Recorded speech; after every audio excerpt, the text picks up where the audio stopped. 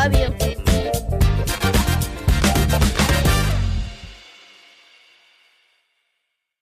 All right, we're back. Welcome to another episode of Brad and Mira for the Culture, this podcast's weekly pop culture assessment. I'm Brad Listi, and as always, I am joined by my friend and co-host, Mira Gonzalez.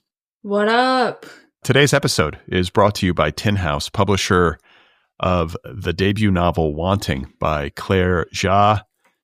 It is a novel about desire and friendship across, I believe, 2 countries and 2 lives. It's about, I think it's about, like, not sisterhood, but friendship between women.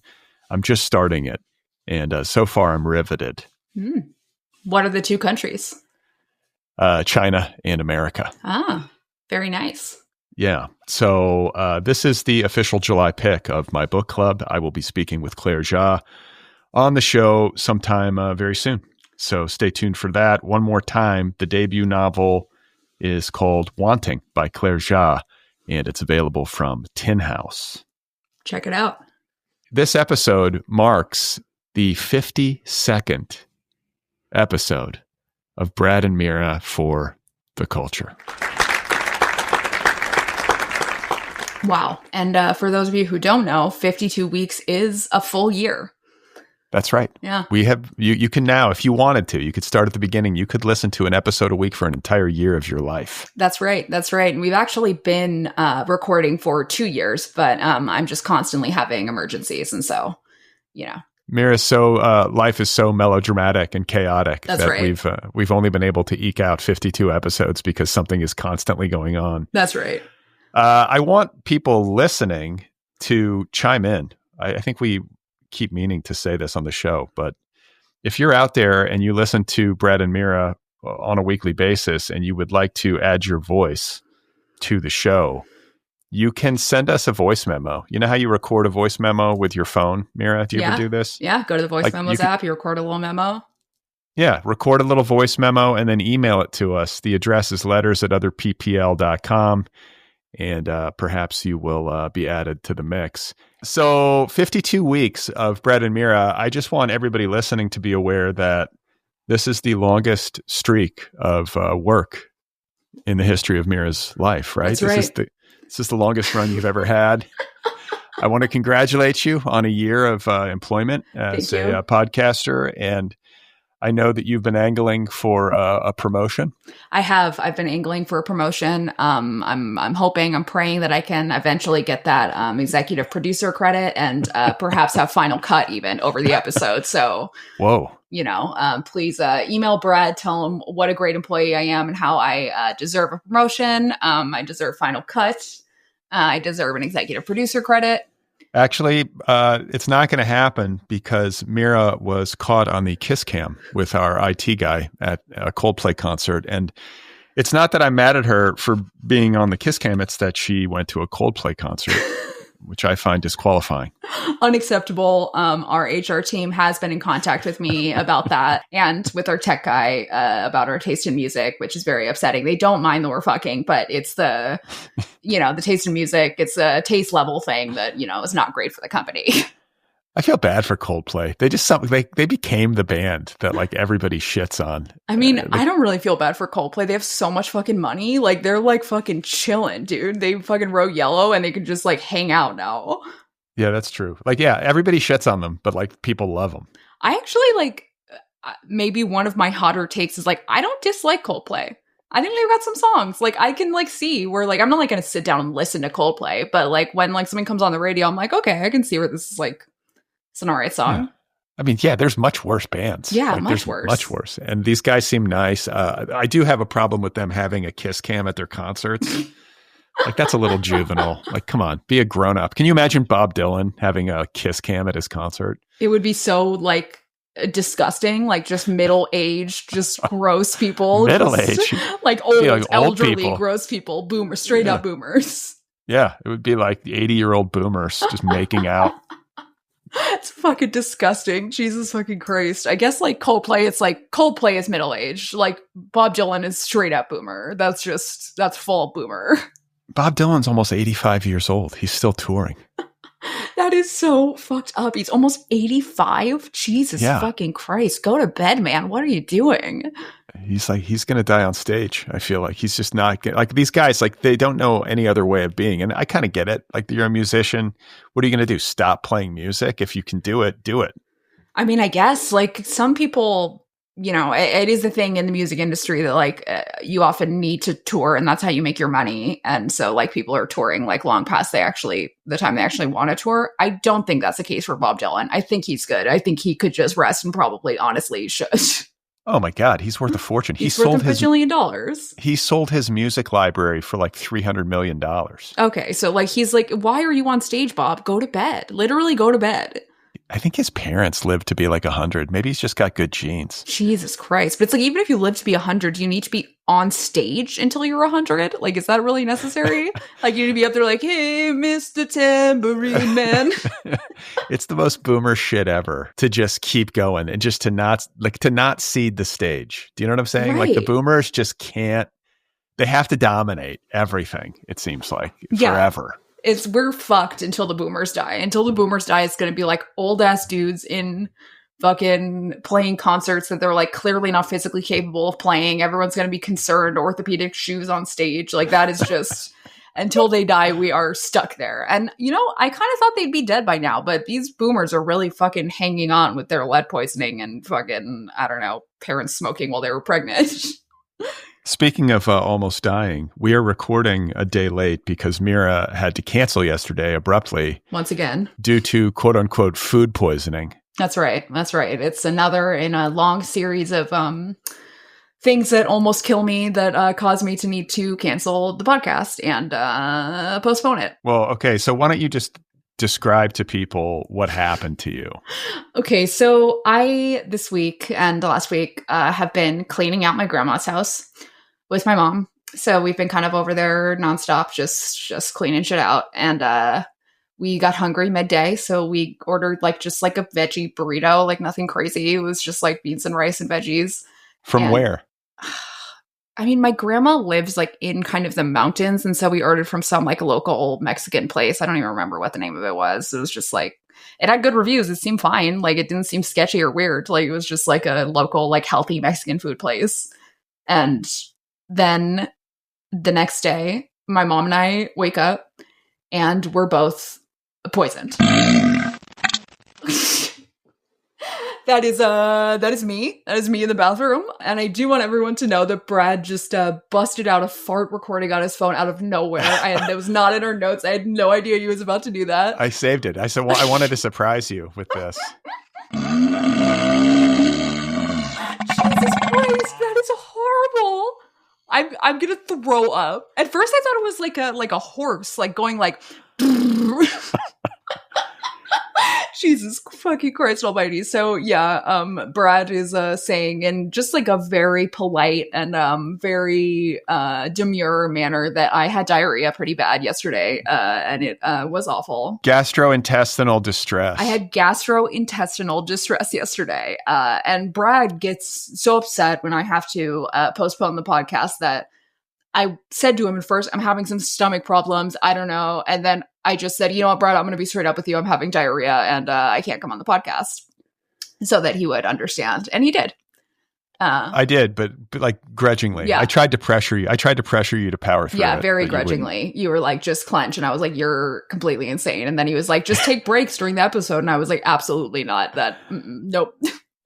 Wait, I urged you to clench? Is that what I said? You absolutely did. You said just clench for 90 minutes. And I said, no, you're completely insane and addicted to podcasts. I'm a man of routines. I feel an obligation to our audience to deliver. I'm worried about timing. Yeah. I can't miss a week. Yeah. You have an addiction. You're addicted to hiking. You're addicted to podcasting. You're cripplingly addicted to CBD. I mean, that's right. A huge problem. People are worried about me. My family is concerned. People are talking behind my back. Yeah, they're going to send you to like CBD Addicts Anonymous. So I will say also that the burrito was not the only thing that almost killed me that happened as a result of cleaning out my grandma's house. I saw a fucking bear, a whole fucking bear. And when I say that I saw a bear, I mean that like, okay, so just starting from the beginning. My grandma lives in the mountains, right? She lives like not like, isolated in the mountains on like a street with other houses, but like, a road in the mountains. So there's animals all around. Bears have been known to be around. We actually saw a bear last week, a smaller bear, and it was kind of far away, like way down the street. And we were like, whoa, crazy, eating out of the trash. So we're bringing, piles of clothes and things like that out to the car and coming back inside. And we go to bring our, I guess, kind of like final, stuff out to the car. We open the door and we see the neighbors kind of like looking down at the yard. And we're like, is that a bear? Like, is there a bear? And we look and we kind of see the top of a bear's head over the fence. And we're like, fuck. So we close the door.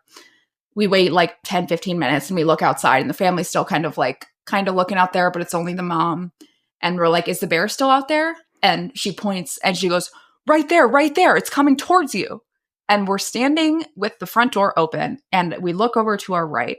And this bear, full-sized fucking bear, is just kind of like ambling up the driveway, like literally like 10 feet away from us. Like it's about to walk into the door. When you say bear, you mean like a four-legged large mammal? No, actually, I do mean my grandma's hairy gay neighbor. He was sort of ambling up. We got really scared. We screamed. The neighbors were pointing, saying, he's coming towards you. He's coming towards you. He's my grandma's Did neighbor. Somebody say Harold. burritos? Bears are, I feel like, but these are black bears. It's not like it's a grizzly bear. We don't have grizzly bears anymore in Southern California. They shot them all in the early 20th century. Okay, well, there you go. It was fucking big, though. It was bigger than I thought. Because, like, I saw the baby bear last week, and it was kind of far away. And I was like, that's a bear. It's pretty big. Like, it's not like a cub. But, like, it's a pretty big bear. This bear was fucking huge. Have I ever asked you to Google, like, shaved bear? No, but I'm going to do that right now. I cannot believe you haven't asked me before. Oh my God. That is a chupacabra. I know a chupacabra when I see one, and that is it. They just look like big rats. That is disgusting. Because, like, the other thing about this bear is that it was really fucking cute. I was like, oh my God, that bear is so adorable. Like, how is that going to hurt me? It's so fucking cute. But truly, like, if you're listening to the podcast right now, they look so fucked up. Yeah. So, but I just like, what I was going to say is that Google this, you guys. Trust me. Black bears, unless you get in between a mama and her cubs, or unless you get like really like statistically unlucky, a black bear is not going to fuck with you. Right. Isn't it? It's like black fight back, brown lie down. Is that? Yeah, I think that's right. So, like, if this bear had attacked me, I should have fought back. I guess. Yeah. It looked brown, though. No, I mean, like the fur is brown, but it's a black bear. They don't have grizzlies here. A grizzly would fuck you up. A grizzly will eat you if it's angry. That's grizzly man. That's like I learned early on from grizzly man, bears aren't your friends. They're cute. They're adorable. You want to pet them. Don't do it. They're not your friends. They're going to eat your ass. So, Mira, when it comes to your gastrointestinal distress and this food poisoning episode that you experienced yesterday, your mom got it too? Oh, she did. It was unfortunate. We were both pretty down for the count yesterday. I was going to say, because I think yesterday I was wondering if maybe your mom poisoned you, but it turns out she got it too. She could have been lying, It could have been like, oh yeah, I'm poisoned too. But really she was like doing a phantom threat on me, just like little amounts of poisoning. So I'm just sick, but yeah. Then she'll be like, oh, I need to come take care of you. Like, oh, you're just like down for the count. I better come over and take care of you, bring you some soup. But it's the food poisoning and then this bear, like coming at you. Like, I feel like maybe your grandmother's ghost might be presiding over, like, maybe she didn't want you to remove shit from her house. Like, I don't know. Maybe she wanted me dead. She's like, look, either you're going to keep this shit in my house or like a bear is going to fucking kill your ass. So like, have fun with that, little bitch. So how long did this episode last? Like you were down for the count yesterday morning, and then did you start to feel better as the day progressed, or? Yeah, as the day progressed, I started to feel better. It was like I woke up very early with an upset stomach, and then as the day went on, it got like a little better. I think by like, 1 or 2, I was like feeling like I could like have some bread and like electrolytes. What was your, did you medicate at all? Like, were you taking like Pepto-Bismol, or what do you take to try to treat those? I mean, what do you think I took? I took THC. That's, of course. Duh, Brad. That's Mira's answer for everything.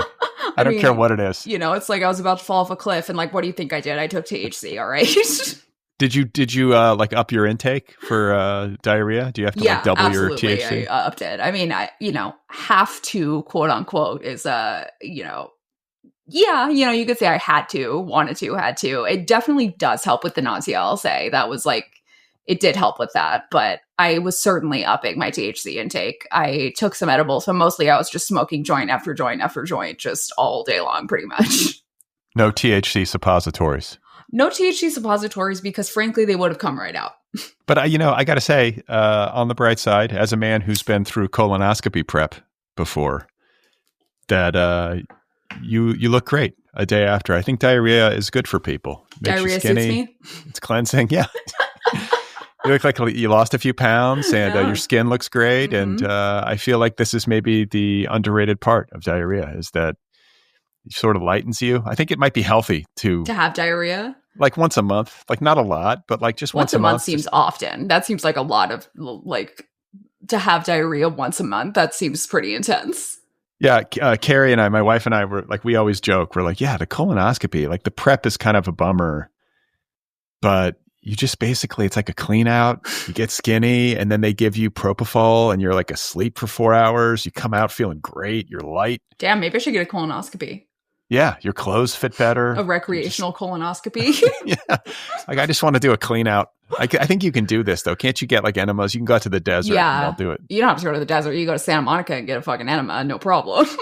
I used to know a guy who swore by coffee enemas. And I don't know where he is today, but I assume dead. I was going to say. Yeah, I mean, I think that there is a reason why people use, my brain seed. Like I shut out all my brains. What is the fucking medication that you would take to poop? Oh, like X-Lax? Yeah, like it's like that's why people get like addicted to X-Lax. Like people get like, as a eating disorder, just take it, a bunch of it all the time. It's probably like a nice feeling to be like, oh, look, my stomach is so flat. Yeah, but I mean, just once a month. Like you can't overdo it. But once a month, once a month feels like overdoing it. Just take a bunch of laxatives. This is another element of Brad's eating disorder. And I guess speaking of diarrhea, did you hear about what opened in Hollywood? I'll give you a hint. It is a Tesla diner. You heard that correctly. You're actually telling me what it is. Yeah, it's a big hint, but it is a Tesla diner. What the fuck is a Tesla diner? Well, your guess is as good as mine. It is a diner that was opened by Tesla.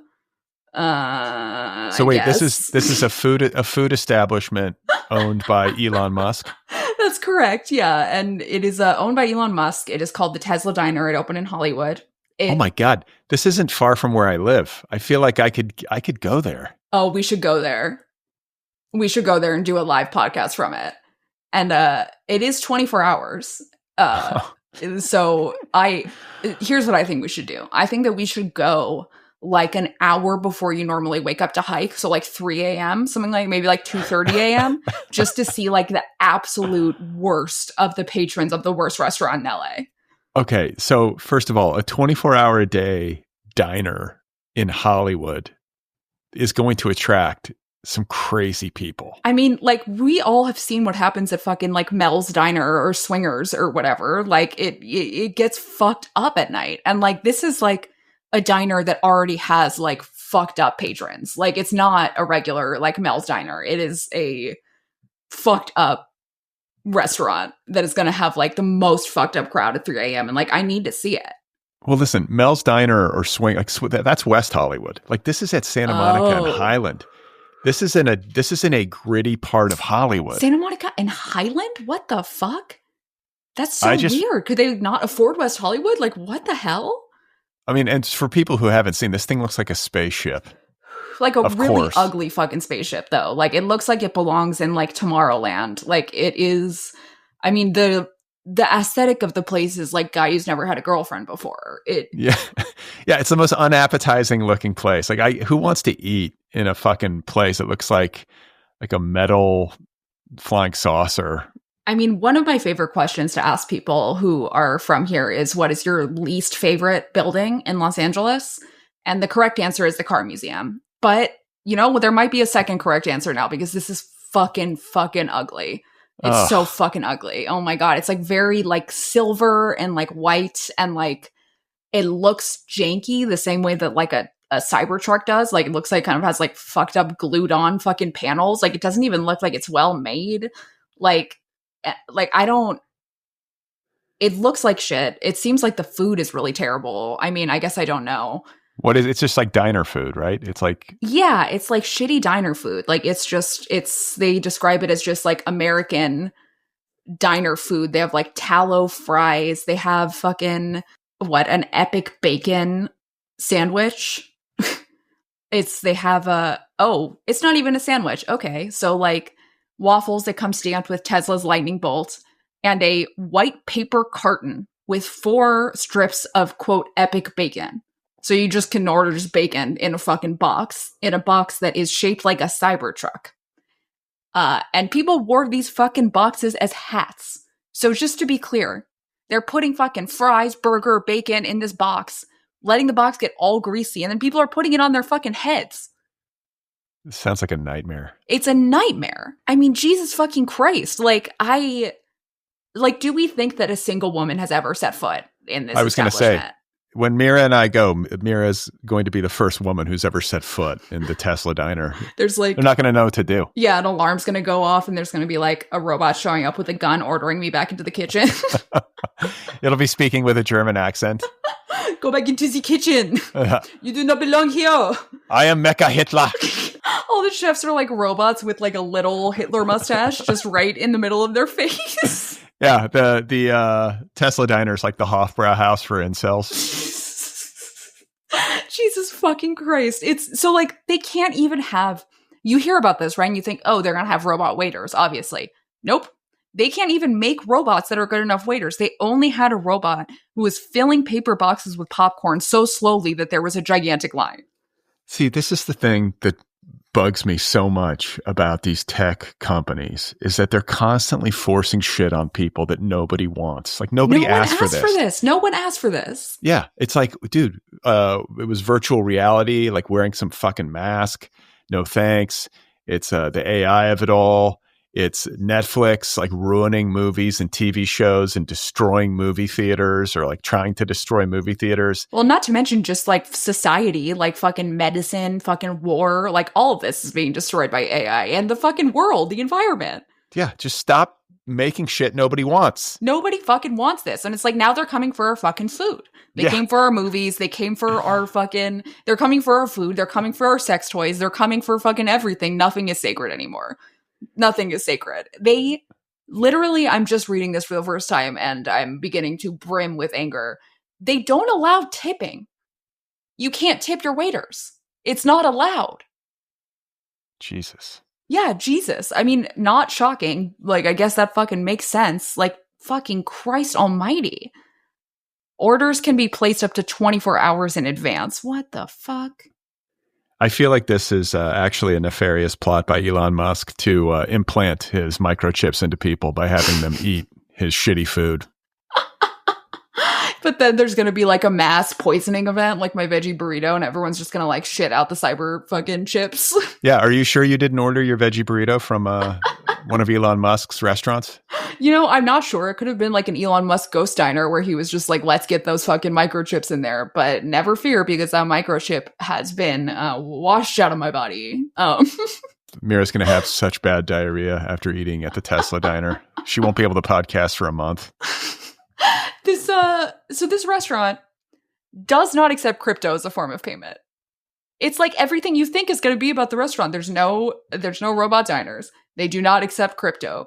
Like, what's the point of this place? It's just a shitty restaurant. It seems crazy that they wouldn't accept crypto. There's no drive-through. How can you not have a drive-through at a diner that is a car diner? Yeah, that's fucked up. I mean, what? Like, why? It seems like the main thing. I guess you can like be in your car and order food from your car. What the fuck? I don't like it when people eat in their cars. Really? This is an interesting hot take. I see it all the time. Yeah. I see people like just sitting in their cars eating. I'm just like, ugh, it stinks. It's closed. You're closed in. You need to ventilate. Maybe open your windows, I guess. But yeah, you could open your windows. And I mean, like, I will say, as somebody who's had jobs where I don't really want to hang out with my coworkers, sometimes eating in your car at lunch is kind of like the way to just be alone, have nobody bother you. Yeah, I was that way too. People like my coworkers would be like, "Hey, Brad, you want to go to lunch?" And I'd be like, "No." Yeah. I mean, at my old job, it would be like either I'm like not going to get lunch with anyone, or there's like, I have like one coworker who like I'm friends with who I'll get lunch with sometimes or whatever. Like usually there's like one or two. But even then it's like, I don't necessarily want to get lunch with you. Like I kind of just want to sit there quietly. Yeah. That's like my 1 hour to myself. Like, yeah, exactly. I don't want to talk to you. I'm going to talking to you all day. Right. Exactly. Like I'll be talking to you in an hour. Like, let me just like have this one moment to myself.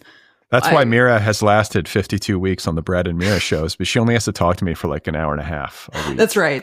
It's like only the lunch break part of a work day, just that. I just have to talk to my coworker on lunch break and that's it. We're going to actually do lunch though at the Tesla diner. We can record or we can interact with a robot and try to see if we can capture some of this. Yeah, we need to do like field recordings at the Tesla restaurant, like for sure. And like, I do feel I will accept like any time if we want to go to the Tesla restaurant, but I do want to heavily encourage us to go at like straight up 2 a.m. and just see the worst of all of society. I mean, imagine like choosing to go to this restaurant for reasons other than making fun of it.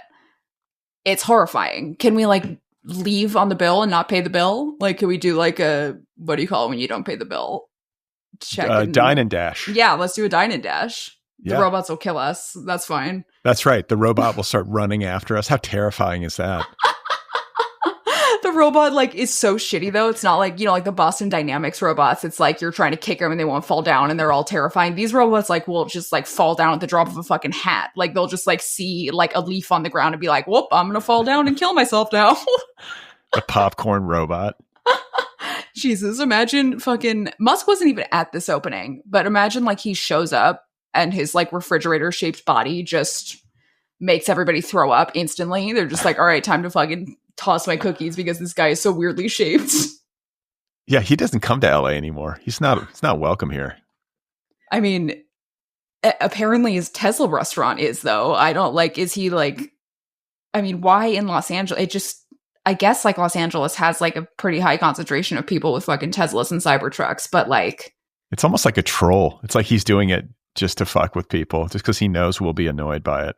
Right, because it's just like the most annoying thing that he could possibly do. Like, I mean, it's not the most annoying thing he can do, obviously, but like it's up there. Like, Jesus, why do you have to come for our fucking food too? Like, you have to come for every aspect of our fucking life? Come on. I'm going to take my family to the Tesla diner just for like a nice family dinner.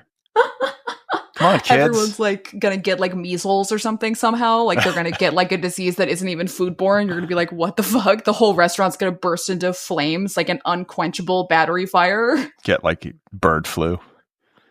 God, bird flu. That's you'd get like a mad cow disease somehow. Yeah, we're vegetarians. I don't know if the Tesla diner accommodates vegetarians. Oh, it sure doesn't. And in fact, even their French fries are cooked in beef tallow. Ugh. Which I kind of almost doubt because it's kind of expensive to cook your fries in beef tallow. It's like kind of like nicer than like vegetable oil. Elon's so rich, he can afford beef tallow. I mean, he can afford a whole fucking restaurant, apparently. No, that's nothing. That's like a nickel. Yeah, truly. I mean, Jesus Christ. I really hope that it fails. And I have to imagine that it's going to. I mean, you're just going to order fucking 4 slices of bacon in a Cybertruck box like all the time? Like, that's crazy. Like, imagine that being the diner you just go to. Yeah, I feel like these people like Elon Musk, like chronically overestimate their popularity. Yeah. Like constantly think that like they're going to be able to do something that makes them more popular. Yeah, it's part of the disease. But what's the like if we're going to put a wager on this, like what's the over under on how long the Tesla diner lasts in Hollywood? I'll give it like under a year. Under a year. Yeah, I'll give it a year or less. Okay, so Mira takes the under. That means I'll just take the over for fun. But I think Elon is so rich that he can probably afford to just float. I mean, I know he can afford to float it for right. a He while. definitely can. But like, is he going to? Well, I think the only thing that would cause it to just completely shutter is just if nobody goes. Right. That's the thing is like, is anybody going to fucking go to this? Like, yeah, there's people who like went to the opening of it. But like, is the food going to be good enough that you would go for any reason other than a gimmick? Like, it seems like the kind of place you go once and get your photo taken and then you're done. Yeah. So I guess like however many people want to do that, they'll cycle through, and that'll be that. And then how does it end? Like it ends like when the robots take over and start killing all the employees, or unquenchable battery fire. It's going to be like when the Teslas just burst into fucking flames. Like the whole restaurant is going to burst into a fucking fire that like you cannot put out for 25 years. Honestly, that's probably why it's open 24 hours a day, because if it were closed overnight, like I feel like somebody in LA would torch that place. I mean, yeah, like it is covered in fucking like shitty aluminum, which I guess would probably be like hard to light on fire. Maybe that's why the restaurant is like made of like sheet metal. Yeah, no, like we're like, wow, he's obsessed with spaceships. It's like, no, he has to make it this way because otherwise someone would burn it down. Yeah, exactly. Everyone would just light it on fucking fire if it was more flammable. He has to use the least flammable possible substance. And also the windows are tinted so you can't see inside of it. Yeah, people want privacy. They're like, please, I don't want anyone to know I'm here. Yeah, they don't want anybody to see them at the fucking Tesla diner. I mean, imagine running into a friend at the Tesla diner. That would be like all right, we're not telling anybody about this ever. Like, this is going to be our secret for the rest of our lives. So speaking of bursting into flames, Mira texted me a few days ago, and I think it felt like a confession almost. Yeah, it was like, kind of a confession. She was like, Brad, I want you to know that I went to hot yoga. I did. I was convinced. Those of you who know me have known that I've been in active PTSD for a while now, and my friend was like, like exercise helps, and I was like, I'm gonna kill you for saying that, and I hate you, but somehow I guess I am in a vulnerable enough state that I was like, okay, yeah, we're gonna go to hot yoga together, and I fucking did it. Who was the friend? Was it a girlfriend or a guy? Girlfriend, my friend Ozzie. So, of course, I would never go to yoga with a man. That's insane. Years ago, like not long after I think we met, like you were young, and this was your Brooklyn years. So the foundation of Mira and I's friendship is that like I think we met at Book Soup. Is that right? Yeah, we met at Book Soup because I showed up to a reading that I think you were like hosting or something with my friend Jill from Staten Island, who's like, she talks like this, like, my name is Jill and I'm from Staten Island. And Jill who? Jill Cristiano. She was like, I don't think you even know her. She's just like a family friend of mine who I showed up with. And like, we like went out to drinks and you were like, oh, like, what can I get you guys? And she was like, she like had like a brand of like expensive whiskey that she liked to drink. She like told it to you and you were like, okay. I was like, I'll have a vodka cranberry or whatever. And then you moved to Brooklyn. This was right around the time that one of my good buddies had OD'd. Right. And then you moved to Brooklyn and you're like, oh, life's crazy. I'm smoking crack and, I haven't slept in 4 days. And I'm like, oh my God, like Mira's going to OD. This poor little girl. I need to like make sure she doesn't die. And I got you, I remember I got you some yoga. I was like, you should do yoga, Mira. Like here's a gift certificate, like try yoga. And yeah, because that's really like how you help somebody who's like just in New York actively smoking crack. Like, look, 10 yoga classes, that's going to fix you. Don't worry. I was like, I truly was worried. I was like, I'm not going to let this one go. She's not going to die on my watch. I'm going to buy her 10 yoga classes. I didn't do a single yoga class from the ones that you bought. I didn't even do it. No, exactly. I just flushed that money down the toilet. But you finally, we've come full circle because you went to hot yoga. I did. We've come full circle. I did it. Okay, so did you have like a yoga outfit? Like, did you have the clothes? I did. I have some exercise clothes. Shockingly, I know. I wore just like, I have some like yoga shorts that I wore, and then I wore like a tank top. Like it was kind of like it was like a sports bra kind of thing. It was like the least clothing that I could wear while still being appropriate, I felt.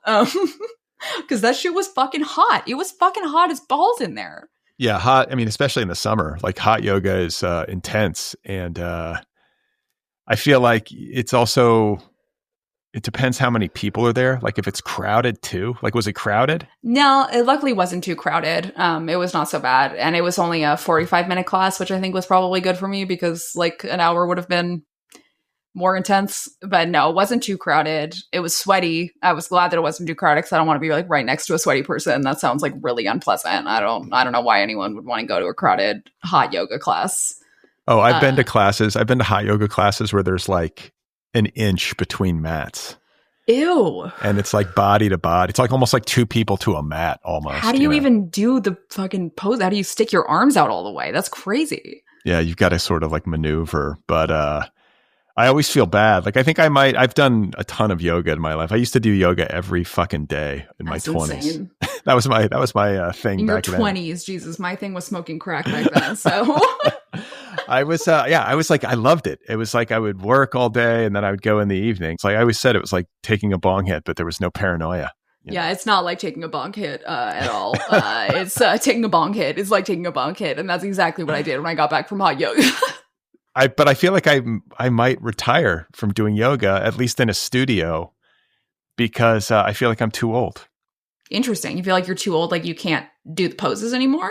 Oh no, it's not that. I can do the poses fine. Like I can stand on I can do handstands and shit. Like I'm good at it, but I feel like handstand, not a headstand? I can do both. Wow. But I feel like I'm too old. Like hot yoga is so hot, and just yoga in general, like you kind of got to take your shirt off if you're a guy. Yeah. And in a hot yoga class especially, and I feel like I'm too old to be the shirtless guy at yoga. I think and I'm too sweaty. Like I feel bad when a woman is like puts her mat next to mine because I'm such a mess. Like guys sweat like way more than women do. I do feel like the kind of dudes who attend yoga classes like that, like who are older at least, tend to be the shameless guys. Like my dad is a real intense yogi, and he is, I'm sure, the guy at every yoga class with his shirt off, sweating way too much. And like, have you noticed that in yoga classes, like they'll be like, okay, like, you know, we're going to take a breath in, then we're going to let it out with like a loud sigh, like, ha. Like every time that happens, the men in the class are like, oh, like they're like so fucking loud. No, there's a type of person in yoga who tries to be the loudest when it comes to that sort of thing because they want you to know that they're the most unencumbered and free and present. They're trying to make a spectacle of how mindful they are. Yeah. And it's which actually goes to show how little like mindfulness they actually have if they're trying to show everyone how mindful they are. Yeah, it's an ego thing. Their ego is just like flashing in the class, and they think they're being like some sort of expert, and it's just annoying to everybody else. And it's the most fun when like a dude shows up to yoga like thinking like, okay, it's like, you know, girl exercise, like I can handle this, like I work out a lot or whatever, and like puts their mat in the front of the class and just fucks up, just fucking fails, falling, and just fucking like can't do any of the fucking poses, can't touch their toes. Yeah. Oh no. And it's like so disgusting too. Like just all the sweat and like feet, like bare, like you have to be like really close to people's feet, like when they're like doing, you know, downward dog or whatever. Ugh. Yeah, that's what I'm saying. So I think I'm just like, it might be time for me to bow out gracefully. I don't want to hang on and be like the guy that nobody wants to put their mat next to. I mean, it's very polite and self-aware of you to want to bow out gracefully, because I do feel like 99% of dudes who even attend yoga classes at all would not have any level of shame about any of the things that you're mentioning. They're like, yeah, I'm shirtless, I'm screaming during the sighs, like I'm fucking... like I'm sweating everywhere. I'm like putting my yoga mat directly next to the most attractive woman in the class. Like that's a bad life to lead. This is what's so disgusting. People finish doing a hot yoga class and they're not considerate. And there's like a fucking puddle of sweat on the floor. And then you're walking out of class in your bare feet and you step in somebody else's sweat. I'm like, disgusting. It's disgusting. I mean, I just automatically put like the like towel or like the non-slip mat thing like on my yoga mat right away. And like, I definitely like, that's so much sweat to have like a pile of sweat around you like that. Like I definitely did not sweat that much, but I still like cleaned off my little area. Like you got to have a second towel if you're a guy. Yeah. That's the rule. I had 2 towels just like in case for me, and I didn't even need them. Because it just gets to be this. It's just, people are a mess after a hot yoga class, especially if the temperature is really like up over 100 degrees. And it was definitely not that hot, I will say. I think it was like I think I was taken to kind of a baby hot yoga class. It was like 90, 95 maybe, like something like that. So it wasn't like insanely hot, but it, you know, it was pretty fucking hot. Like I've got rosacea naturally, and so I came out of the class with just like my face was a fucking tomato. Like, and people were like, "Are you okay?" And I'm like, "Look, I'm fine. My face just does this. I swear to God." I've seen this when I took Mira hiking. Her She got red. She almost killed me. That's the closest she's ever come to killing me, was when I took her hiking. Yeah, it was very close. I was like pushing like an infant asleep in a fucking stroller, like up a big hill. And I was like, Brad, this is it. You're going to die. Everyone's going to die. Like, I'm going to die. You're going to die. Everyone on this trail is going to die. This is the end. I feel like you should try to find that gift certificate I got you and see if it still works. Get in a huge fight with somebody at the front desk. Like, no. This is still valid. I was in my crack years. I didn't use it. I want to try to cash it in now. Like 12 years later. So, we have in our notes next, and Brad, I would like you to explain this to me. It just says Summerween ? Oh yeah, this just happened when I was on the internet, and there was like an article about Summerween and how it's like a thing, and it's like it sounds like phallic. I was like, what is Summerween? Is this like a condition that men penile. get during like hot weather or something? But it's actually some sort of invented marketing scheme to combine Halloween plus summer. I've never heard of it. What is the point of that? It's like the best of summer combined with the best of Halloween. Does this mean people like wear costumes? I have no idea, but I can't even believe that. It's just like to wear sluttier costumes, so it's like not cold. Like you can be like, it's like warm, so you can wear like your most slutty costume without being cold. Is that the idea? I don't know. I kind of skimmed the article. I was like, okay, I hate when they invent this sort of shit because it just seems like a scam to make money. Yeah, I mean, it definitely is a scam to make money. It's like the same way that like Valentine's Day was invented for that same reason, but it was more successful than Summerween probably because it's not just like another version of a holiday that we already have. Yeah, it's like where was this invented? There's like some advertising agency, like some conference room. Yeah, people sitting around like, here we go, Halloween plus summer. We're going to call it Summerween. It's like Spirit Halloween is doing a psyop trying to get us all to buy like Halloween costumes during the summer because they are going out of business from being so seasonal. And then like on a very semi-related note, there was an article in the New York Post about summer long balls. Okay, what the fuck is this? Hey, can you explain this to me? Like you ever heard, like remember the Seinfeld episode about shrinkage? No. Like how if guys like if it's cold outside or guys go in like super cold water, their junk shrinks. Sure, right, yes. And if it's really warm, the testicles descend. So wait, when your junk shrinks in cold water, is that the dick and balls? I want to say it's because like the male body is trying to regulate the temperature of like the balls. Oh, right. They're trying to keep them warmer when it's cold and cooler when it's warm. Yeah. And so when it gets really hot, then you get long balls. Like they descend. What the fuck? So does that mean that people's like junk looks bigger, soft in the summer? Yeah. Like the warmer it is, like the better your junk looks. That's crazy. I did not ever put those things because I understood like, you know, it's cold. Your dick and balls shrink up into you or whatever, shrinkage. But the idea that they get long when it's hot, that's a little bit frightening.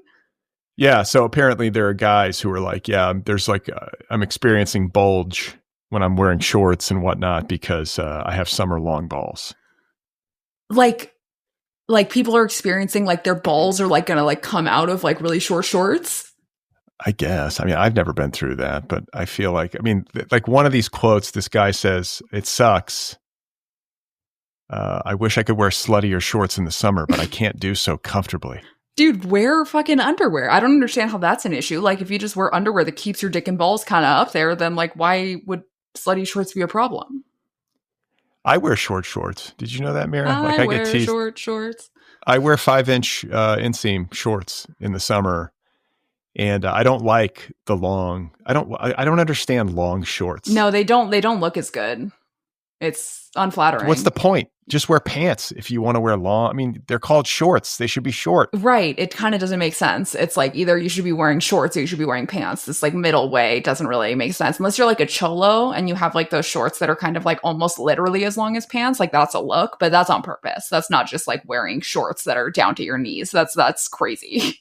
I don't understand though. Like, okay, like if I were to like wear, I don't know, like a tank top with really deep sides, like, yeah, my tit might fall out, but if I wore a bra, my tit would not fall out.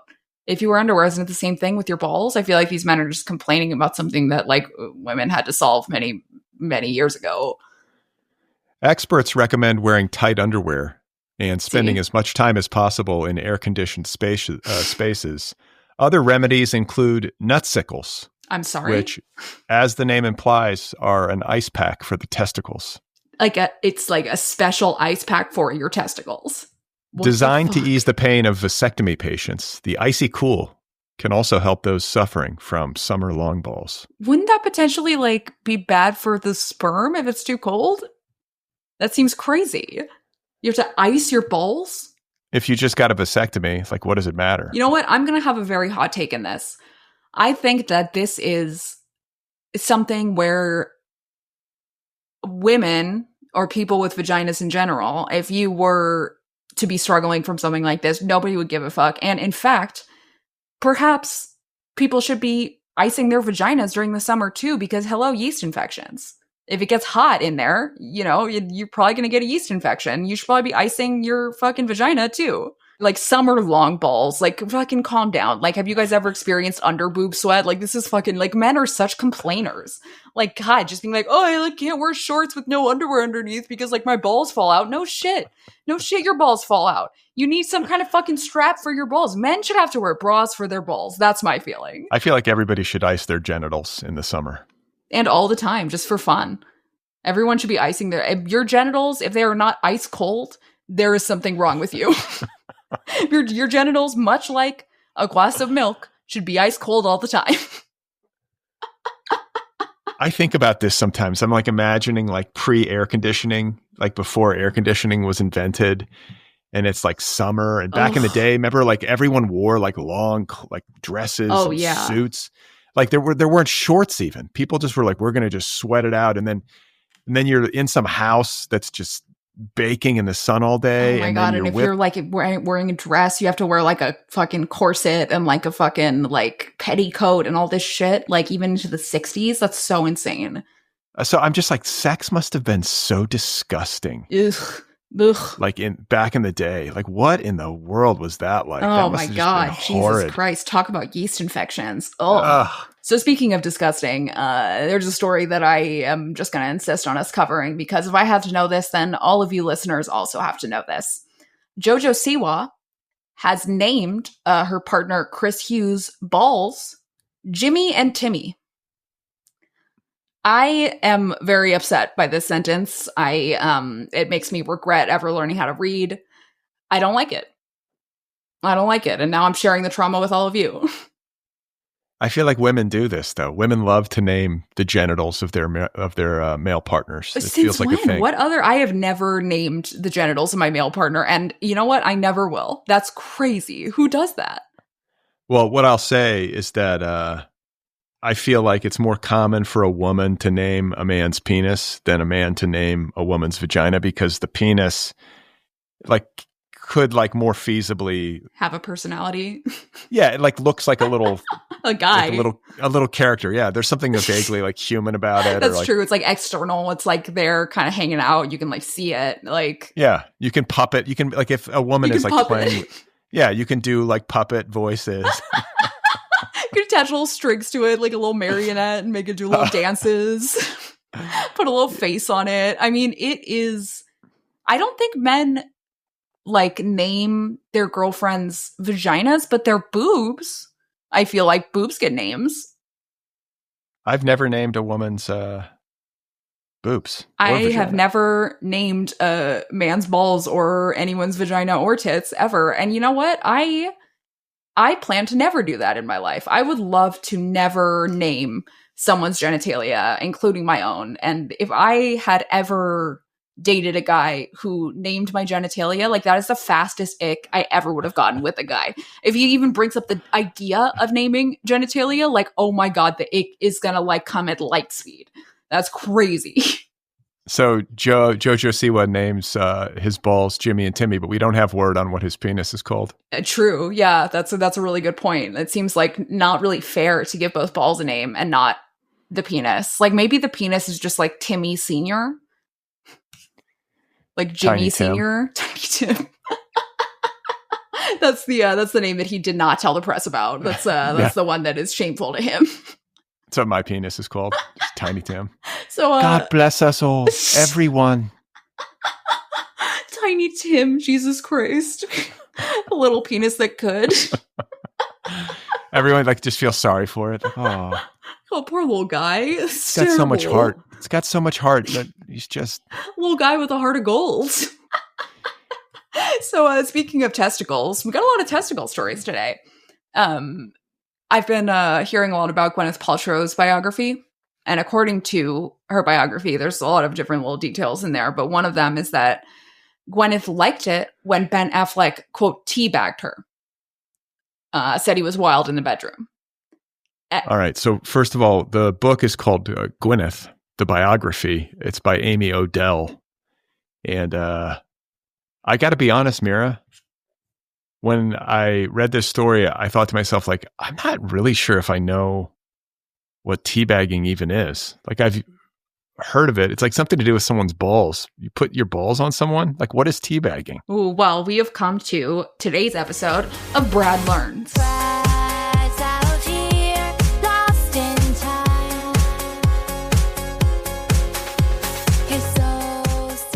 Today, Brad is going to be learning about teabagging. So, can I guess first before guess. You tell me? So, teabagging is where you put your balls in someone's mouth? Close, very close. It's when you put your balls, you rest your balls on someone's head, on top of someone's head. So like they're sitting down and you're like above them and you just rest your balls on their head. And you can kind of do it like repeatedly too, where you're kind of like the same way you would dunk a tea bag in a mug like of water.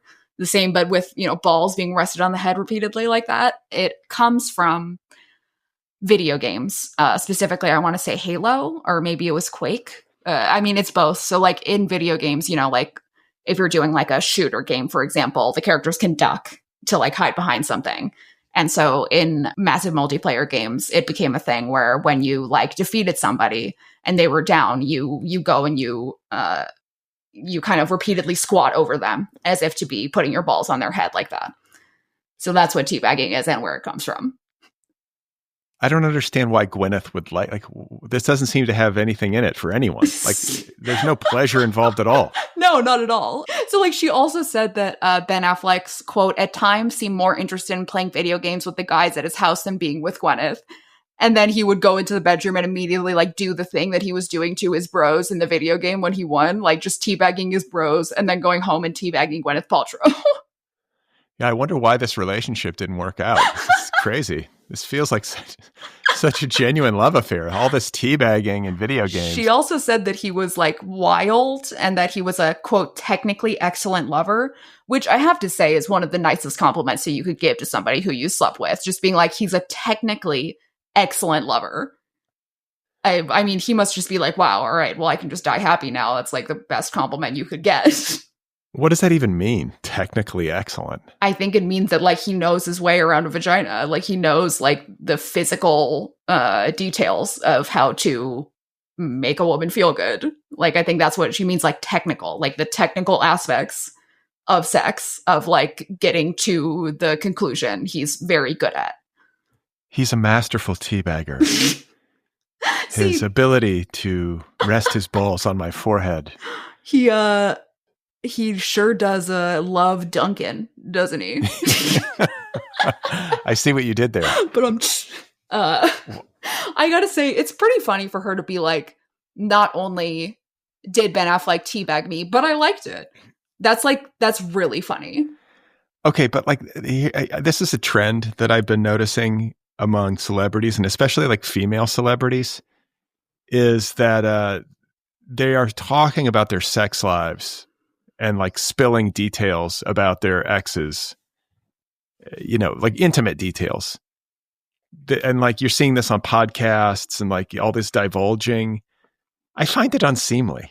Like, really? You're going to do this? Like, this is a guy you dated 20 years ago and you're going to start talking about how he teabagged you? Like, don't you feel like she probably, like, whoever did the biography probably got his permission to say that, though? Or like Gwyneth got his permission to say that? Like, I feel like Ben Affleck would just be like, yeah, that's fine. You can tell him that. Really? He's got kids. Do you want your kids to be... Yeah, what are you doing? Like, I mean, not that you should be like ashamed of having sex, but like, it's just like, have a little class. Like, for God's sakes. I mean, look, if anyone has class, it's Gwyneth. She's dripping with class, this woman. I feel like if anyone can get away with saying that they were teabagged and they liked it and still being a classy woman, it's got to be Gwyneth. But imagine if guys started doing this, like Ben Affleck's like, well, I feel like the difference is that like guys have been doing this for most of history. It has been like really like a male pursuit to be like talking about the like weird like details of your sex life with a very attractive person. And now I think women are taking up the mantle. Really? I don't have recollection of guys being like talking about showing off about like fucking a girl. Like, of course. But not like in public, like not on like a show. It just feels like really, it's just not classy. Yeah. I don't know. I think it's pretty funny, honestly. I feel like I wish more celebrities did it. Like I want more details of celebrity sex lives. Like I just like give it all to me. Yes. Like I want like just like weird shit like this. Like, yeah, Ben Affleck teabagged you. And you were like, okay, yeah, I like that. Like that is exactly what I want to hear. Everyone's like, oh, like this is like too much information. No, give me more information. I want like all of the like dumb little details of these celebrities' lives that are salacious or weird or just like, yeah, like I want the gossip. That's why we have this show, because I love the gossip. I think the more and more like fractalized our entertainment culture gets, and the harder and harder it gets to get like high levels of attention, the more you're going to see this sort of thing. It feels like the two things are connected. Like famous people are like, wow, it's really hard to keep being famous these days because everybody's got so many options. So like, I guess our only method of recourse here is to just start talking about how I got teabagged 20 years ago by another celebrity. That'll get people's attention. And I gotta say, in terms of celebrities who are able to get people's attention, Gwyneth is one of the better ones, like in terms of like just being good at that. Like for the last several decades, she has like had the attention of everybody. She's making a candle that smells like her vagina. She is in court against that skiing scammer guy. Like she is making this crazy fucking goop show on Netflix. Like she is putting jade eggs in her vagina. Like the woman stays entertaining. I kind of feel like I want to read the biography now. Me too. I'm gonna like download the audiobook when we're done here. Maybe I should have Amy Odell on the literary podcast. I'll interview her about Gwyneth. But if you do that and you don't include me, I'm gonna strike. Maybe Mira will join me as a co-interviewer for that episode. Please, Amy Odell. I feel like Gwyneth Paltrow is like a master troll. Like she knows how to like jab people and like kind of annoy people professionally and get people's attention. Yeah. And she's sort of figured out that formula. And I think there's kind of a dichotomy when it comes to Gwyneth. Like I know, and I'm kind of two minds on her. Like part of me is like, God, it's really annoying how out of touch she is with just like the lives of normies. Right. I can't stand when people are so cosseted and so like hyper privileged that like it doesn't even occur to them. Like she's kind of an innocent in that way. Like, but also I think she's more self-aware than people give her credit for. Yeah, well, this is the thing. Like her godfather, Steven Spielberg, she was raised by like super wealthy parents in like wherever, New York City and the Pacific Palisades, and she just kind of had this like charmed life and like a very easy road into Hollywood, comparatively speaking, and has always been rich and has always been kind of famous from the time she was like a young person, like in her early 20s. And I remember years ago, like the time, I think like my point of origin for when I was like, this chick is so annoying was when there was like some essay that was like online, I think, or maybe it was just in print, but like Gwyneth, like as like maybe a publicity exercise, like went camping in like Central America. I want to say in Costa Rica or something. She went like solo camping for like a night or two or something. And then she wrote like a 4,000 word essay about her experience. And like, she was like, I went camping. It was crazy. And I was like, all right, like I can't. And like, this is in a national magazine. Like they've made this into a story. See, I feel like she like for a long time was just that person who was like, going camping for 2 days in Peru or whatever, and then writing a fucking essay about it. But then she got to a point where people were making fun of her so hard for that that I feel like she became like aware that it was a thing and started like using it for publicity and like making fun of herself in this way, almost being like, okay, yeah, like that's right. Like I'm gonna, again, make a candle that smells like my vagina. And like, I'm gonna, like, I feel like she actually is probably funny and fun to hang out with. I agree. I think her heart's in the right place. Like, I think she doesn't seem like a bad person. No, I don't think so. I think she's smart. I think she's smart. I think she's definitely, like, she might be kind of like privileged and like a little like out of touch, but I think she's definitely smart. That's what I would say about her. She's very smart with her whole like life, her whole work project. Like she's very clever. She's shrewd. Yeah. She's built that Goop it's a huge business, right? She's built that in like a $100 million, maybe it's even $1 billion thing. I don't even know. She's got restaurants now. Like it's like the Tesla restaurant, but for Goop, and it's actually delicious. It looks like a vagina. Yeah, exactly. The whole building looks like a vagina. It smells like a vagina. Yeah. That would be good for men. They could go in there and be like, oh, so this is what it looks like. This is it. They could have like a secret room in the Tesla restaurant. Be like, all right, do you want to see what it looks like? Like it's going to be $200. I was going to say all the incels at the Tesla diner need to go to Gwyneth Paltrow's vagina restaurant. Get a lesson on what it looks like, how to become a technically excellent lover. But I do feel like there's like a split too. Like guys have a certain view of Gwyneth, and then I feel like women tend to understand her better and feel like there's something aspirational about her because she embodies this like rich, stylish lifestyle. For and sure. She knows. But like the thing that bothers me is when she's like, all right, everybody, these are the best t-shirts ever. And they're like $400. Right. It's like, okay, I'm sure they are. Like, but what? Yeah, she's selling like working class America. Like they're like, oh my God, I'm a failure. I can't afford a $400 t-shirt. I mean, that's like the privilege part. And that's like, why she has a $bajillion business or whatever, I suppose, because it's like she can convince people to buy $400 shirts because she looks so stylish in them somehow. Yeah. I mean, she's just, I guess she's, this is a phrase I hate, but when people are like, she's living her best life. She is. I mean, she's living her best life. She is like chilling. Like she is she's clearly enjoying her life and enjoying herself and like having a nice time with everything. And like, she's not hurting anybody as she's doing it. Like she's not like, causing any kind of, I mean, I think the thing about Gwyneth really is that she's not for men. She doesn't dress for men. She doesn't do anything for men. She is not like when she's like having this ski trial, right? Like one of the best pop culture moments in the last several years. Loved it. Her outfits, I was obsessed. I was just talking to my mom about this on Monday, like obsessed with her ski outfits, but they're like not like for men. They're not like sexy or like flattering in like that particular way. Like she is dressing for women and she is like doing Goop for women. And I think that in the same way, she's getting teabagged. She's getting teabagged for women. So she also mentioned in this biography that Brad Pitt was, quote, dumber than shit. Which is just really funny way to say that. But she said that Brad Pitt was dumber than shit. Which I really, really believe. I really do. Like he really seems so dumb. Like just so dumb. I feel like his role in Burn After Reading was his most honest role, the most close to home. That's what I genuinely believe. And it seems like it. Yeah, like there's some Brad Pitt roles, like the Burn After Reading role. And then I thought that Once Upon a Time in Hollywood was kind of it's like his best role. Yeah.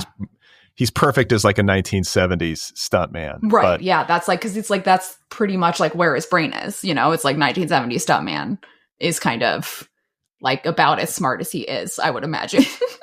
But like these like really sophisticated leading man roles where he's playing like some man of refinement or something, it just seems like a joke. Yeah, like, I mean, he's too good looking. Like it's just crazy. Like you can't have somebody like I feel like his role in Thelma and Louise was really good because he showed up and he was supposed to be this like shockingly attractive man where you're just like, okay, I can't even think of anything else that you're doing because you're so good looking, and that was his entire role. That made a lot of sense to me. So the author of this biography, Amy Odell, quotes Gwyneth Paltrow as saying, quote, Brad and I had very different upbringings. When we go to restaurants and order caviar, I have to say to Brad, this is beluga and this is osetra. see shit like that, I feel like she knows she's being funny. She knows that she's like saying an insane thing there at this point, and she's doing it on purpose. According to Odell, Paltrow once called Pitt, quote, dumber than a sack of shit. Dumber than a sack of shit. Like, that's like a very funny way to say that somebody is stupid, also. I mean, Brad Pitt is from like small town, hyper Christian Missouri. Yeah, that makes sense. Gwyneth is like to the manor born. So, I mean, she went to. I'm kind of Team Brad on this. I don't know. Like these people. Well, I'm Team Brad on nothing because he's an abusive nightmare of a man, and I'm like 100% Team Gwyneth. She went to high school with my uncle. She went to Crossroads, same place that my mom and uncle both went. She was in my uncle's Every fucking famous person went to Crossroads. Yeah, all of them. Every single fucking one. Like it is. If you go to the Crossroads Wikipedia page and just scroll down to famous alumni, it's shocking. Yeah, it's like the fix is in. Like you go to this high school, you're on like the fast track to being a celebrity, and you're going to school with all like the celebrity spawn and like all of it. But I don't know. I guess, you know, we'll have to read the book to maybe get a richer understanding of Gwyneth Paltrow. I think she means well. And I think she means well. She seems like a good parent. She seems like she's fun to hang out with. Like, she smokes cigarettes despite being so healthy, which I think is very funny. So she seems good just as a person. I feel like she's not a bad person, at least, which is kind of like more than you can say for Brad Pitt, for example. So you watched the Billy Joel documentary this weekend. I did. How was that? It was nostalgic and illuminating. There's a lot about him I didn't realize. Like, I didn't know that his first wife was his manager and was really essential to his rise. I didn't know that. That's sort of like the core narrative. Like the documentary is 2.5 hours long, just Holy part shit. one. Just part one? Yeah. It's like this mammoth, like, I think it might be 2 parts, and they're both going to be like 2.5 hours. But you just cannot convince me to watch that much of a documentary about Billy Joel. I just cannot be convinced. Okay, so first of all, like I am a Gen Xer, and I came of age in the 70s and 80s, and I was a huge Billy Joel fan. I also came of age in the Midwest, and is that like a big Billy Joel area? It was. And I mean, Billy Joel's like from Long Island. He's a New York guy. But when I was growing up, in the era that I grew up and in the region in which I came of age, like young men, young boys from like places like Indiana and Milwaukee, like got really into Billy Joel. And like my wife was into him too. We were talking about it. But like he was, for whatever reason, like a huge figure in my youth. Like I had all of his albums on cassette tape, and I would like read the lyrics, and I thought he was like so fucking funny. I thought he was like subversive. I was like, no, man, you got to listen to Captain Jack. Like Captain Jack is the real shit. Like the stuff on the radio isn't good. He's so subversive. He's like, sing me a song, you're a piano man. But I was like, but Captain Jack is like darker, and you could.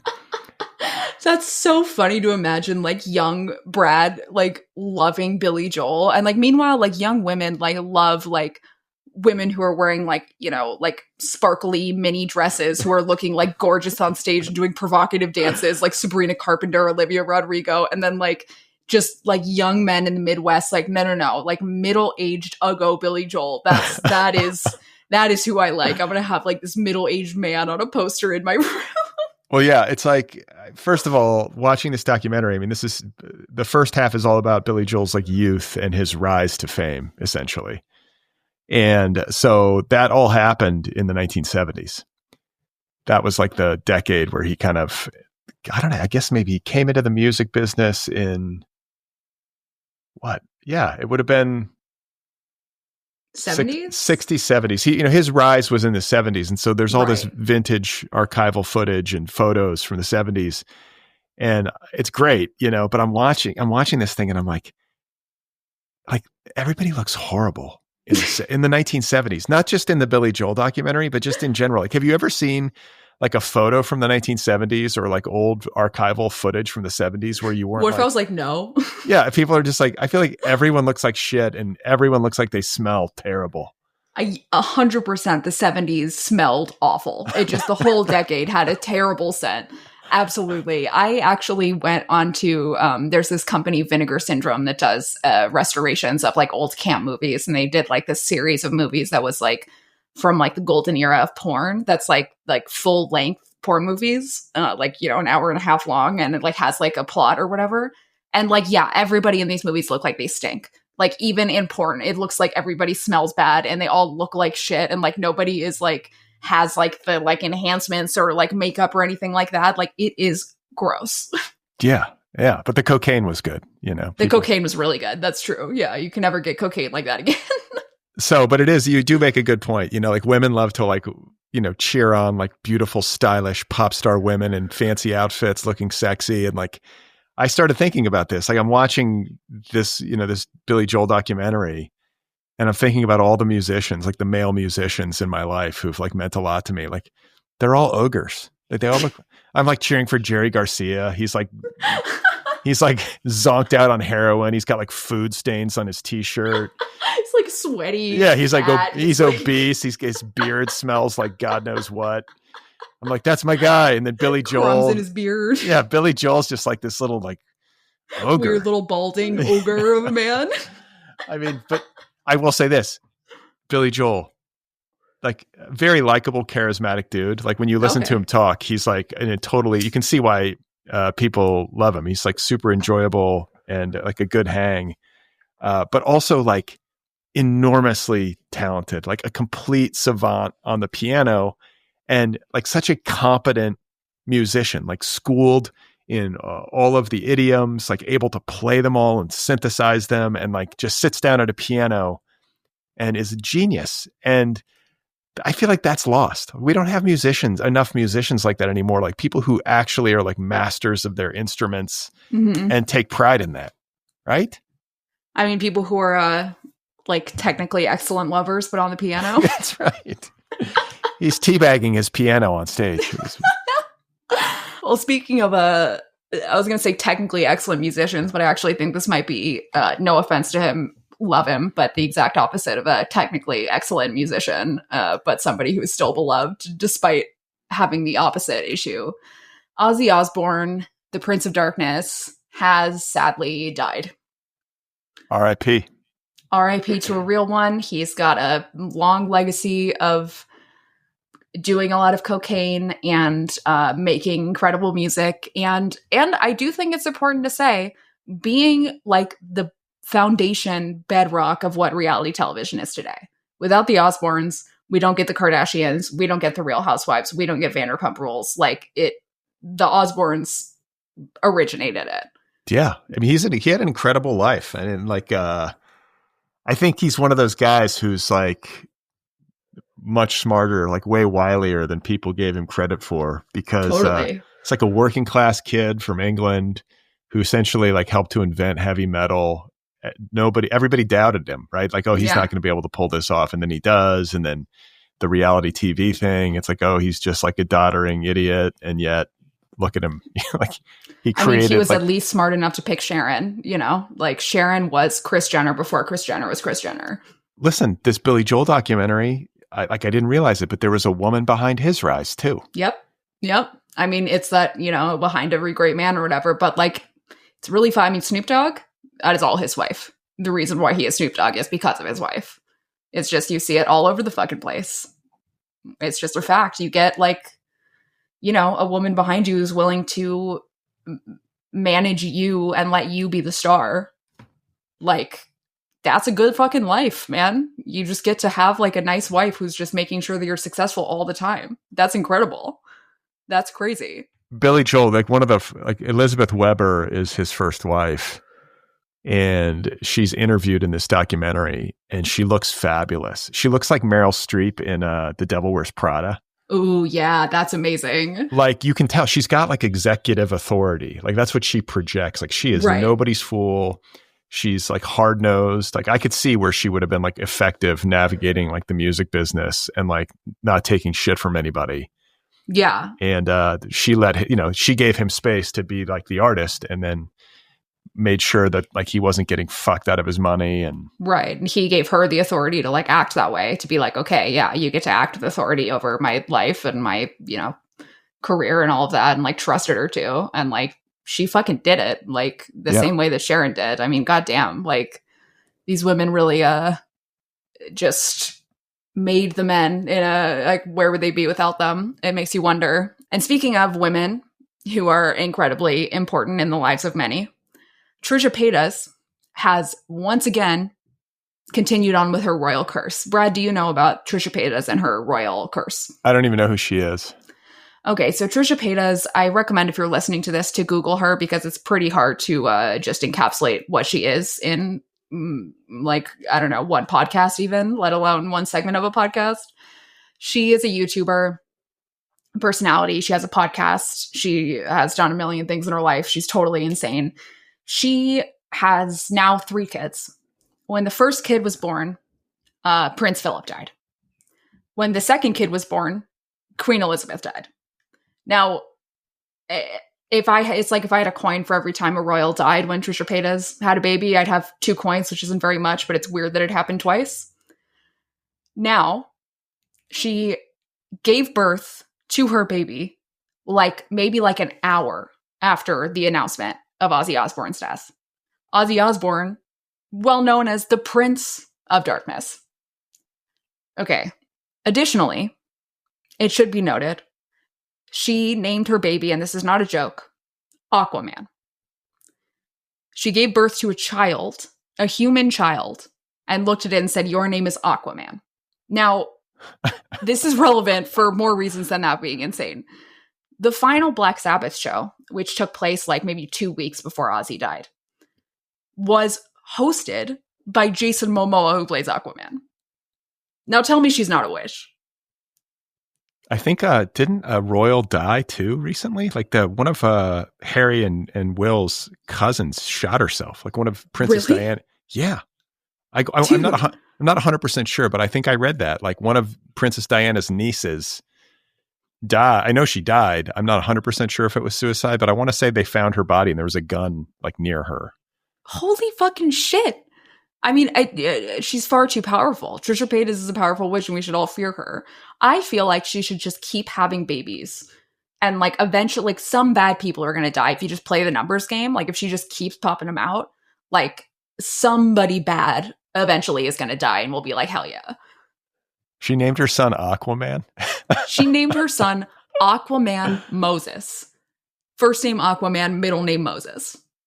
Damn. What are you going to call? What's she going to call him? Do you know? Is it just Aquaman. She's going to call him Aquaman. Her children are named Elvis, Malibu Barbie, and Aquaman. All right. So, rest in peace, Ozzy Osbourne. I'm sorry that you've been reincarnated as Trisha Paytas' baby. That's rough. I can't imagine what that would be like to be reincarnated as Trisha Paytas' baby. So, sorry, and I guess maybe congratulations to Trisha Paytas.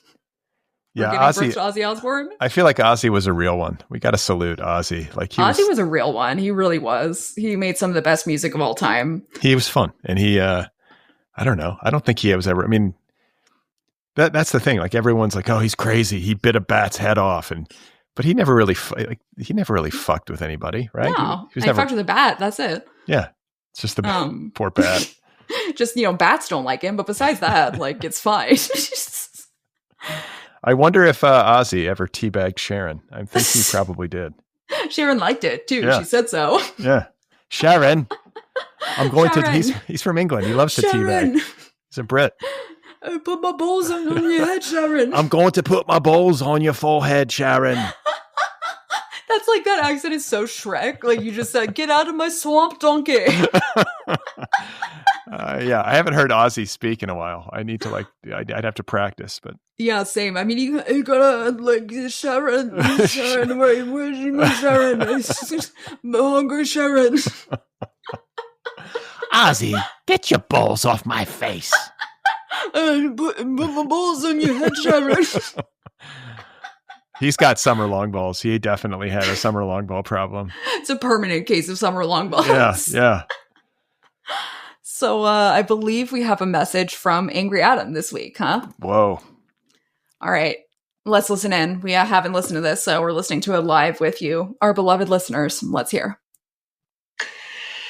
Hey guys, it's Angry Adam checking in, but today I think I'm like more ameliorated Adam. I am on a new anti-anxiety medication called Buspar, and it's really working. I'm having trouble finding my inner rage. I can reflect, though, back to last weekend when I went out to dinner with Brad Listi and Gene Morgan, and we had Thai food, and I don't know what the fuck I was thinking going to have food with a vegan in a place where you share dishes. The consternation on Brad's face when he saw Gene and I ordering crab fried rice and he knew that he was going to be stuck with a third of the bill was like watching the Epstein files being opened in front of Trump.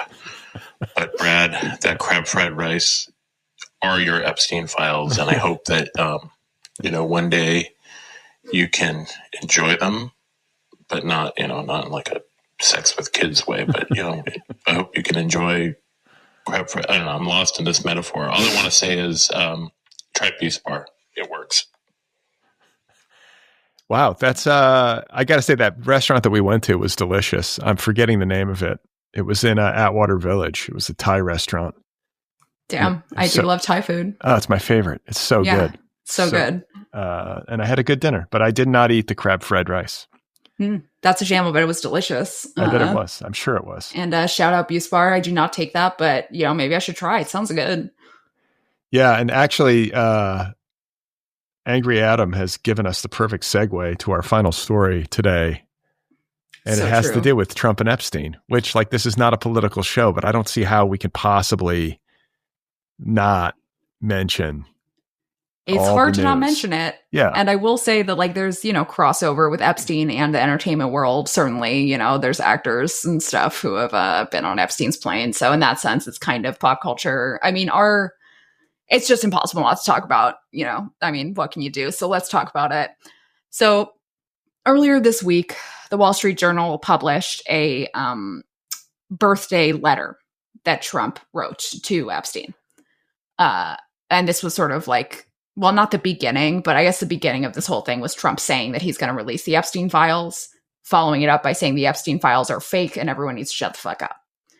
And now the Wall Street Journal has published this birthday letter to Epstein, among other things, which we won't mention. But I'm feeling like I should probably just read the text of this birthday note that Trump wrote for Epstein. Okay, yeah. So wait, this is a note that Donald Trump, like years ago, wrote to Jeffrey Epstein on Jeffrey Epstein's birthday. It was like a happy birthday message, right? That's correct. It was a birthday letter to Epstein, like a birthday card. And so this is going to be like, it's a little confusing, but basically the card was written out as dialogue between Jeffrey Epstein and Donald Trump. So as if Trump is writing a script for himself and Epstein. So I'm going to read it out. Jeffrey, there must be more to life than having everything. Donald, yes, there is, but I won't tell you what it is. It's my Donald Trump voice. Jeffrey, nor will I, since I also know what it is. Donald, we have certain things in common, Jeffrey. Jeffrey, yes, we do, come to think of it. Donald, enigmas never aged. Have you noticed that? Jeffrey, as a matter of fact, it was clear to me the last time I saw you. Donald, a pal is a wonderful thing. Happy birthday, and may every day be another wonderful secret. Another wonderful secret.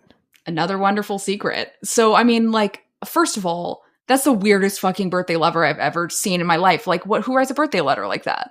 Like, what is that? What does that mean? Why is it a script between you two? What the fuck are you talking about? It's just so bonkers. Like, all these photos that are leaking. I mean, they've been leaking forever. We've known this shit forever. Like, we've got, I think, new photos of Epstein at Trump's wedding to Marla Maples. Yeah. I feel like I'm losing my fucking mind that this is being presented as like a breaking news story. Like, this shit has been in the public record since 2016. Forever. Since like before that, practically. There have been pictures of Trump with Epstein. Like, we've had those pictures for decades. I mean, it's like we know, like, not these pictures. Like, these pictures were released recently. There's a new video of them at a Victoria's Secret show, and then new photos confirmed that Epstein attended Trump's wedding to Marla Maples, which was like, we assumed, but nobody knew for sure. I mean, it is crazy making. It's like, okay, like we knew that Trump is in the files. Trump saying he's going to release the files is crazy because he's in them, and we all know that. And like now it's just like, okay, over and over again. Yeah, he's a pedophile. He's a pedophile. Our president's a pedophile. Our president is a pedophile. I know. When is it going to be a thing? When is it going to be enough? I don't understand. Yeah, it's like, how much fucking evidence do the American people need before they just come to grips with the fact that the president is very, very likely a child rapist? I mean, and not for the first time. Like, Bill Clinton has been on that island. Let's not forget. I believe Andrew Johnson married his wife when she was 16 years old. Yeah, so this is a tradition in American politics for the president to have a child bride. Exactly. I mean, America's exports mainly are racism and pedophilia. And weapons. And weapons, yeah. Arms, racism, pedophilia. Those are the main things that we do in the United States. Trump is reported to be seething with jealousy when he learned of Andrew Johnson's child bride. Honestly, Trump would love nothing better than to have just get rid of Melania and have a child bride as the first. Just bring lady. In like a young model, just bring in a newer model of wife. Just bring in someone who can't even legally drink yet. Yeah, I mean, like these videos of Trump and Epstein at like a Victoria's Secret show have also been leaked. Shocker, and they look miserable because the girls are too old. I feel like at the Victoria's Secret show. They saw somebody who was old enough to drink, and they were like, "Oh, I'm going to throw up." Yeah, who are these 21-year-old supermodels in lingerie? This is disgusting. I'm out of here. It's fucking disgusting. No, we need an age cap on these people. 17 at most. So, for some reason, among all of this, Stephen A. Smith came forward to say that he couldn't care less about Epstein's client list because he's too busy living his life. Wait, Mira, do you know who Stephen A. Smith even is? Okay, vaguely. And the only reason is because when I worked for Snoop Dogg, he did Snoop Dogg's show. And I was like on set being like a PA or not a PA. I don't even know what I was doing, an assistant. And so I had to figure out who he was. He's like a sports commentator, right? Yeah, he's like a huge star on ESPN. But he also, I think, is like teasing that he might run for president. He's an egomaniac. And listen, the fact that you make a point to come out and say you don't care about the Epstein client list, that smells weird to me. It's like, why would you say that? Like, I mean, also what I'm wondering is like, who asked? Like, why are we like, nobody cares about Stephen A. Smith. And nobody was like, are you on the list, Stephen A. Smith? Like, why are you talking about it at all? Like, yeah, I'm going to come out and say like, I do care about the Epstein list. Nobody cares. Why would I care about a list of the most powerful men in America being part of a systematic conspiracy to rape children? I mean, what does that matter? Just like coming out for no reason, just saying, yeah, I don't care about this, by the way. Okay, like thanks, sports commentator Stephen A. Smith. Appreciate that. Yeah, dude. It just seems like such a strange thing to take exception to. What did Trump give Epstein for his birthday besides this, like, this script? He wrote like a little mini screenplay. Like what does Donald Trump give Jeffrey Epstein for his birthday? Like a subscription to like Teen Magazine. Yeah. Jeffrey, this is a subscription to Tiger Beat. It's my favorite magazine. I mean, we used to have a president who only sniffed children, didn't rape them. That's right. Those were the days. That's when America was great, when we had Joe Biden in office, and he just liked to smell children's scalps. Yeah. He just smelled their hair. That was like, he didn't literally rape them. He just smelled their hair. No big deal. It was a different time. It was a better time. It was a kinder and gentler country. Speaking of which, the last item we have to cover for today is that Hunter Biden did an interview, a lengthy interview. And in that interview, he spoke of many things, one of which is that he said that his dad took Ambien before the Trump debate, that Joe Biden took Ambien before his debate with Trump. Now, my main question here is, what? Yeah, what the fuck? Who takes Ambien before going on national television? I mean, Joe Biden, I think, was taking Ambien every single day for the last 2 years in office. That's right. He was on Ambien non-fucking stop. That explains everything. Like, oh, wait, this was Ambien? He thought it was something else. He thought it was an amphetamine, but it was actually Ambien. Just being drugged with Ambien secretly. The Republicans are switching out his Adderall for Ambien. Hunter, in this same interview, just to tie it back to the beginning of the episode, make it go full circle, talks pretty extensively about crack cocaine. And like, it was fascinating. It was like, I saw somebody say it was like watching Oppenheimer talk about nuclear fission. Like, he is a master of his craft. He knows everything about crack cocaine. He really was speaking of it in a knowledgeable, thorough, like, just well-spoken. I mean, if you looked at Hunter, you would say crack is good for you.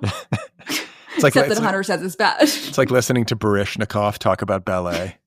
Exactly. It is like, he's the master. It's like the guy talking about the thing. You can never, there's no higher level of talking about crack cocaine that you can get beyond Hunter Biden. He's the guy. He got to a point where he was explaining, he's like, well, it's just, crack cocaine is the same thing as cocaine, but it's sodium bicarbonate. And then he like paused and was like, okay, wait, I'm not going to tell you guys how to cook crack cocaine. I mean, which is not hard, by the way. You can just Google it. It's easy. I feel like he's gotten kind of a bad rap. I agree. He's just a traumatized kid. I used to have arguments with a friend of mine who was like, this conservative dude that I've known for years. And he's like, he was so obsessed with Hunter's laptop and all that shit. And I was like, dude, this is a guy who, when he's a little tiny boy, like a baby, maybe even, or like a toddler, gets in a traumatic car accident that kills his mom and his sister. Gosh. And so he grows up with all of that. And then when he's like an adult, his older brother, Bo, who's like his best friend and his total like rock, dies of brain cancer. And then he goes off the deep end and starts like smoking crack and shit. Like, the guy's in pain. Deeply traumatized. Yeah.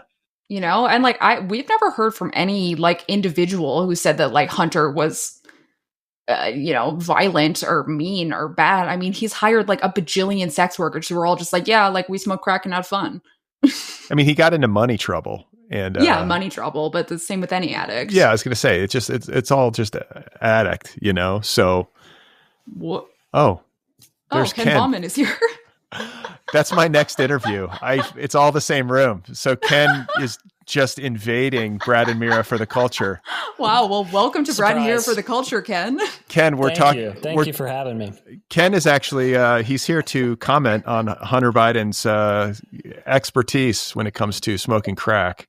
That's right. I watched that. Yeah, that was interesting. I was like, his shoes were interesting. Did anybody pay attention to his shoes, or was that just me? No. What were his shoes? Okay. He had these like kind of like leathery, like ASIC looking brown leather shoes. And I was fascinated by the series of choices. You know what I mean? Like he had to make many discrete choices to put those shoes on with the white pants. And I was like, how did that happen? That's a really good point. That's really a choice, brown leather shoes with white pants. So you definitely that's a choice he made. It's not just something that happens. Yeah, exactly. He knew he was going to be on camera. You know what I mean? So yeah, he dressed for it. But the crack expertise he was saying the fancy Latinate words. That was cool. Yeah, we were just saying it's like watching Oppenheimer talk about nuclear fission. I mean, he's the master. He's the best one at it, really a master of his craft. He's going to teach a master class on that's right. On crack. Yeah. He's going to be in deep dive talking about how to make crack cocaine. That's right. I'm going to have him do a course for my new company where he just teaches people how to freebase. I mean, you need a PhD, you know what I mean? You can't just be going off willy-nilly. You got to be grounded in higher education, the Ivy Leagues, to talk about crack and how to make it and smoke it. It's an intellectual endeavor. So this is a first for the Otherppl podcast where I have back-to-back interviews lined up, and I have a guest show up in the middle of another interview. Ladies and gentlemen listening, you're hearing Ken Bauman, who you're going to hear it in his own interview on the show soon. And I feel like Ken is probably thrilled in ways that he can't even properly articulate to get to come in here and That's right. talk about crack cocaine. Yeah, he's excited. He's like vibrating in his chair. He's so excited. I'm a little paralyzed. You know what I mean? Like, I didn't expect to be given this platform to talk about crack cocaine. So I'm trying to piece it all together. You'll never forget this moment. But really, it's really just nice to see Mira. I didn't expect to show up and see your face. So hi, good to see you. It's been a long time. It's good to see you too, Ken. It has been a very, very long time. Yeah. And by the way, Mira, as we've been talking, Carrie just randomly texted me photos of the Tesla Cafe on Santa Monica Boulevard. Or no, that's not it. But yeah, there's a line of people. Holy shit. Waiting to go in. So Elon Musk just opened a space-aged like diner called the Tesla Cafe in Hollywood. So stupid. Jesus Christ. There's like a robot that works there, and like you have to like interact with a robot when you go in. It's so fucking stupid. Yeah, disgusting. Just everyone's gonna get fucking poisoned. You know, Mira and I are gonna eat there at some point in the future. Oh yeah. You gotta go try the wares. It's just like, can being a huckster be more vulgar now? You know, I don't think so. I feel like we're at like peak huckster. I don't know if you can be a con artist more than people in 2025 are con artists. Maybe, it's this true. is insane. You'd like to think, but you'd like to think they can I always. had that same thought last week, and now we have a Tesla diner. So yeah, I didn't even know this was. I didn't even know this was in the works. He just like sprung this on us out of fucking nowhere. God help us all. That's like some sort of awful surprise. So anyway, Mira, I've got to go interview Ken about very high-minded literary things. Wow. Well, have fun in your smart interview. If you guys want a seamless experience, you could just go right into the Otherppl podcast after this. Yeah, nice. All right, Mira, it's good to see you.